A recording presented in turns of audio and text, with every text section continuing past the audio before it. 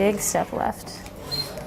Inside Madonna Rehabilitation Hospital in Lincoln, a race is underway. Much better. Not necessarily a speed race, more of a slow and steady race. Kick it. Good. Ryan Brock is relearning how to walk correctly after suffering a traumatic brain injury. I remember the whole morning before the accident, and then my next memory is about 2 weeks later in the hospital in the ICU. I woke up and remember talking to the surgeon a little bit. The scar is what's left of the December accident.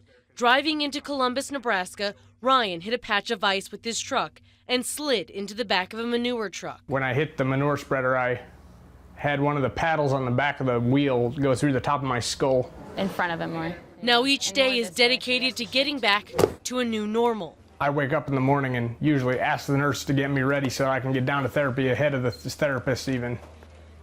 And sometimes I'll have a weekend therapist here too, and if I can get in on the weekend therapy, I beg for it. Because like I said, he's in a race. I have a 1-year-old son at home, and when we were in the hospital, I made a little bet with him. I said, if we can see which one of us walks first, it's a pretty good race we got going on. And like his toddler son, Levi, Ryan works to walk. Okay, so take this foot.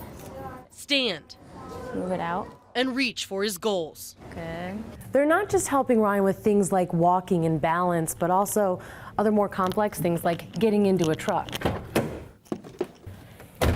It gets him one step closer to being comfortable with everyday life. So we go through the entire gamut of your entire life and try to put those pieces back together. Dr. Morgan LaHolt says the recovery process for TBI patients is never ending. But there is continued recovery, so your life is different, but that doesn't mean it can't be better and even more fulfilling as you go forward.